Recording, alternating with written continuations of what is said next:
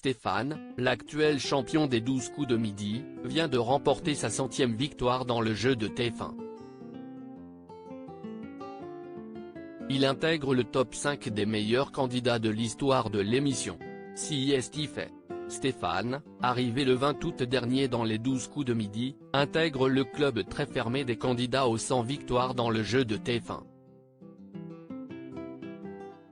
L'ouvrier en fonderie a validé, ce dimanche 27 novembre, sa 100e participation. Et a même réussi un nouveau coup de maître. Sa cagnotte s'élève désormais à 417 297 € de gains et de cadeaux. Il se tient aux côtés de Véronique, sur la 5e marche du classement des plus grands maîtres de midi. Pour Télé Loisirs, le champion de Jean-Luc Reichmann est revenu sur son succès inattendu et sur son parcours.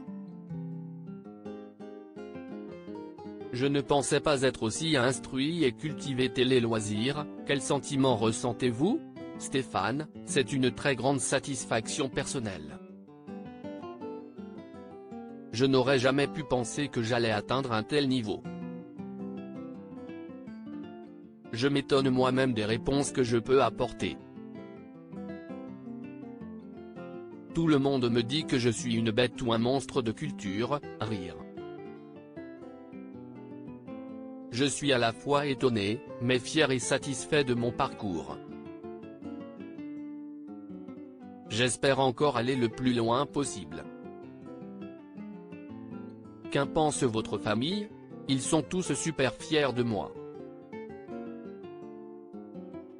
Nous sommes heureux de tout ce qui nous arrive. Même nos amis proches et nos voisins sont ravis pour nous. Ils n'en reviennent pas, je pense vraiment que personne ne se doutait que je puisse avoir autant de connaissances. Saviez-vous que vous iriez aussi loin? Quand je regardais les émissions à la télévision, je voulais m'imprégner des réponses pour avoir de la culture. Mais je ne savais pas que j'avais retenu autant de choses. Des fois je me surprends, je trouve des réponses et me demande comment j'ai pu aller les chercher. Je ne pensais vraiment pas être aussi instruit et cultivé que ça. Je vais essayer d'intégrer le top 3. Paul Elkarat compte 153 victoires, est-ce un objectif d'aller le chasser? Ça serait un grand honneur de le dépasser, il sourit. Si je peux le faire, je ne vais pas m'en priver. Je vais essayer d'intégrer le top 3 si la réussite veut bien que j'aille jusque-là. Le top 5 est déjà une étape de franchie magnifique et géniale. Mais si je peux atteindre l'objectif d'être le plus haut possible, Bruno et ses 252 victoires, cela vous semble-t-il atteignable? Je ne sais pas si j'irai aussi loin. Bruno avait d'énormes connaissances. Ce jeu est un marathon intellectuel. C'est très dur. Mais j'ai un avantage qui est mon métier. Grâce à lui, j'ai appris à rester en alerte et concentré. C'est peut-être ce qui va me permettre de tenir plus longtemps même si je sais que c'est éprouvant mentalement en fin de semaine.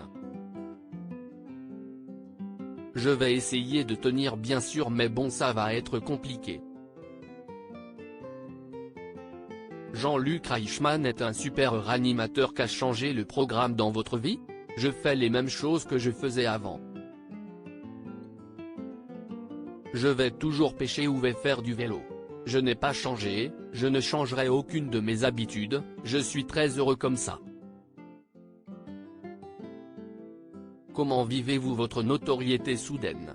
C'est plus difficile de faire mes courses, rire. J'essaie de varier dans mon choix des supermarchés. Dans ma région, la Haute-Marne, nous ne sommes pas beaucoup donc les gens me remarquent très vite. Ils viennent me solliciter et j'en suis très heureux. Je me rends compte qu'ils sont contents que je parle de notre région et de mon milieu ouvrier. Je suis très fier d'être aussi soutenu.